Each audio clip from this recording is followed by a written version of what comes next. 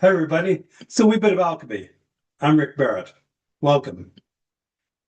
I've been thinking about a lot lately about imagination in Tai Chi and in martial arts in general, internal arts in general, and how important it is.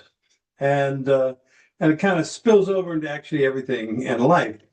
And so I started with a definition, a very sort of generic definition that I found in a Merriam-Webster, that it says the mental faculty or capacity to form new ideas, images, or concepts of external objects not present to the senses, or to creatively rearrange past experiences. It is the power to visualize what has not been seen or experienced.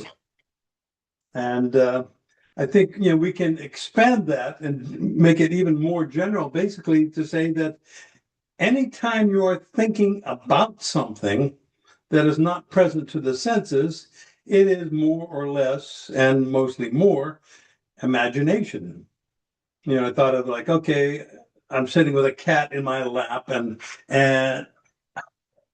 the cat is very substantial. It's present to my senses. I'm actually perceiving it with all three eyes: my eye of flesh, eye of mind, and eye of spirit.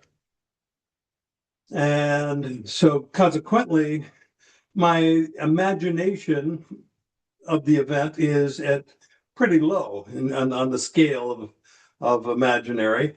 But if I were someone to take a picture of me with a cat and later show me that picture, it becomes less substantial. It's more of a mental event at that point. It may evoke some eye of spirit, also maybe some emotion or whatever, but my sense information is limited to what I'm perceiving with my eyes through when I'm looking at the photo. And then even later say no photo and just say, hey, Rick, remember that cat? And now it's become almost purely a mental event. That is a pure abstraction.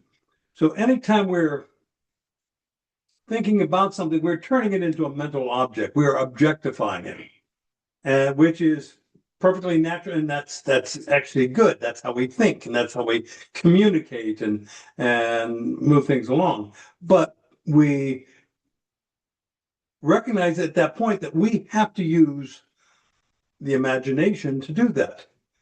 The sense information has withdrawn so that it's very insubstantial event.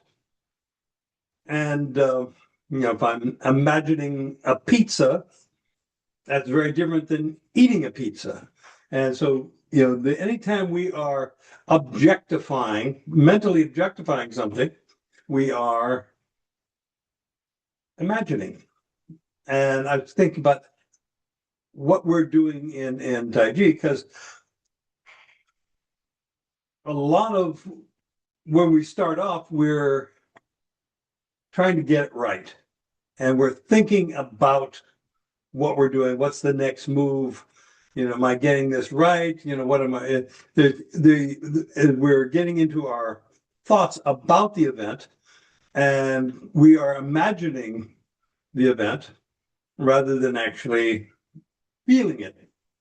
Yet we need to imagine. I need to imagine and say that, oh, I'm going to be doing Young Cheng Fu's 13 original postures here shortly. And I'm imagining my future, which is absolutely necessary for what I'm trying to do. But then whenever I'm doing it, there is a little dance that is occurring between the insubstantial and the substantial.